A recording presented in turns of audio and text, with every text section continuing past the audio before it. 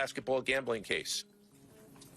The defendants in this case are Damon Jones, a former NBA player and coach, and Terry Rozier, a current NBA player. Between December 2022 and March 2024, these defendants perpetrated a scheme to defraud by betting on inside, non-public information about NBA athletes and teams. Now, I would like to turn to the other case, United States versus Aiello, the rigged poker game case. Defendant Chauncey Billups, who at the time of the scheme was a former NBA player and is currently the head coach of the Portland Trail Blazers. Damn. What are we accusing Chauncey Billups, Terry Rozier, and Damon Jones of? I would have never thought I would have seen the NBA RICO before the 4PF RICO. Crazy work. Let's talk about it. So let's start with the first case, the United States against Terry Rozier and Damon Jones. So according to the FBI, between December 2022 and March 2024, these two guys were running a scheme to bet on inside information about NBA games and players. The example that the FBI used was the case of Terry Rozier in the game between the Hornets and the Pelicans. That game, Terry Rozier went out in the first quarter for a sore foot. But now, according to the FBI, this was part of one of a gambling scheme with the Mafia, in which the Mafia would bet for under a specific minute that Terry Rozier might play, or maybe an amount of points, or even an amount of assists.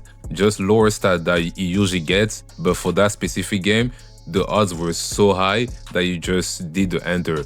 And then according to the FBI, the Mafia made that night over $200,000. So I asked myself a question. Terry Rozier make $1 million a year. Why would he put his opportunity to make $1 million a year for $200,000? That didn't make sense, and I'm pretty sure you're asking yourself the same question. Until I stumbled into the video of a Mafia guy explaining how he had an NFL player in his hand and then made it do things that he didn't want to do. Listen to the clip. This player from the Jets, he's into me really heavy. He owes me 50 grand. Okay, what do you want to do? Should I bring him to you? How should I collect? 50 grand. Let him get into you for 250 grand, 300 grand. What are you doing? You're writing an entry on a piece of paper. It's not costing you a penny. He's a bad gambler. Let him get into you heavy and then bring him to me. Boom. Before you know it, he's into me $250,000, $300,000, right? I bring him to me. Sit down. Hey, how you doing? Good. You owe me a lot of money. Oh, you didn't know it was me? Sorry, yeah, we don't always put that out there. But it's me. You owe me a lot of money. How you going to pay? You got to pay. You got to figure it out.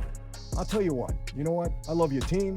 I like the way you play. I'm going to give you a break. You owe me $250,000, right? You don't have to pay me right away. You pay me 2% a week in cash. When do you get paid? Every Monday you be here with the cash. Don't miss. Don't miss. And I'll let you slide for a while. I don't care. That's fine with me. He wants to do anything to get out of the room. He leaves. What do we find out? We're tracking a guy. He goes to another bookmaker somewhere else, right? And he's trying to make up the loss by betting somewhere else. But we all know what's going on. So pretty soon, he can't even pay me the 2%. We call him back in the room. Hey, let me explain something to you, my friend. You don't get away with a gambling game. You got to pay me. You got a rich uncle. You got a godfather. Who would it? Go rob a bank. I don't care what you do, but you're going to pay me. That's it. Oh, Michael, let me tell you that. For some reason, I got a soft spot with you. I don't know why. So here's what we're going to do. You're a good running back, right? Yeah. All right. First 3 times next game, you put the ball on the ground. What? You heard what I said. Put the ball on the ground. First 3 times. You're a wide receiver? Okay. Make sure that that ball doesn't go into your hands. That's it. You're a quarterback? First 3 times you get the ball, put it in the other team's hands. I'll worry about the rest. I'm getting an edge now. I know what to do. You're going to do this over a period of whatever amount of games I tell you, and that's how we're going to even up the score. And if you don't do it, you don't want to know what happens at that point. I think you understand where I'm coming from. That's it. Very powerful. That's how you get these players to work with you. NBA player, the same. I don't know about you guys, but this guy looks like someone I don't want to owe money to. Actually, I don't want to owe money to anyone. So from my understanding, this guy is a gambling addict that owe debt to people and get in debt to pay the debt, but end up in more debt and then have to do things to pay their debt. But that might even put them in more debt. Damn, bro. It's like fighting fire with fire. This technique is crazy. I mean, maybe it's just he say, she say, it might not be true, he might lie, but I don't know. The story that he actually said make a lot of sense. But this is not all.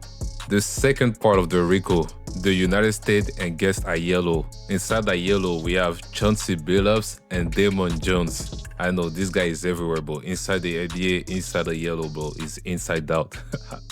So according to the FBI, these two are part of a rigged poker scheme. Honestly, the play is so crazy. I actually say play because they actually ran the play. I will let the FBI guy explain the play because like this is out of this world. Beginning as early as 2019, the defendants in this case orchestrated a scheme to use wireless cheating technology to run rigged poker games across the United States, including in the Hamptons, Las Vegas, Miami, and Manhattan. The scheme targeted victims known as, quote, fish, who were often lured to participate in these rigged games by the chance to play alongside former professional athletes who were known as, quote, face cards. The so-called face cards included the defendant Chauncey Billups, who at the time of the scheme was a former NBA player and is currently the head coach of the Portland Trail Blazers, and also Damon Jones, a former NBA player and coach. What the victims, the fish, didn't know is that everybody else at the poker game, from the dealer to the players, including the face cards, were in on the scam. Once the game was underway, the defendants fleeced the victims out of tens or hundreds of thousands of dollars per game. The defendants used a variety of very sophisticated cheating technologies, some of which were provided by other defendants in exchange for a share of the profits from the scheme.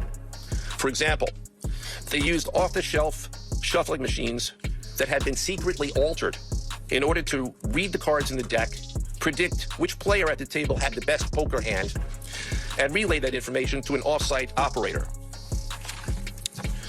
The off-site operator sent the information via cell phone back to a co-conspirator at the table, and that person at the table was known as the quarterback. The quarterback then signaled secretly the information he had received from others to others at the table, and together they used that information in order to win their games and to cheat the victims. Defendants used other cheating technologies such as poker chip tray analyzers, which is a poker chip tray that secretly reads cards using a hidden camera, special contact lenses or eyeglasses that could read pre-marked cards, and an X-ray table that could read cards face down on the table. This guy reading the play like he was actually reading it from the playbook is actually nasty work. So apparently this guy were using the latest technology. They're probably more organized than the police and the casino because they had a remote operator that knew who had the best card on the table and was letting someone that was on the table from the scheme know that this guy had the best card, so you have to move accordingly. They had glasses, they can see through your cards, they can see the numbers. They had everything, bro. They altered the shuffle of cards. It's crazy. They had full control over the game. They were controlling the fish physically and remotely. Like Feature said, it's an evil world we live in. But hey, I'm gonna keep living. So as far as I know, and I always say, is innocent until proven guilty. So everything that I say in this video is allegedly. It's not proven. And they all plead not guilty. I heard Terry Rozier paid a $6 million bond. I will follow up the case. If there's any more news, I will probably make a follow-up video. If you made it this far and then you like the video, please like the video. It costs nothing. And then if you don't want to miss out the next video that I'm gonna drop, please feel free to subscribe and click on the notification bell because I got a lot of shit in the vault. Peace, I'm out.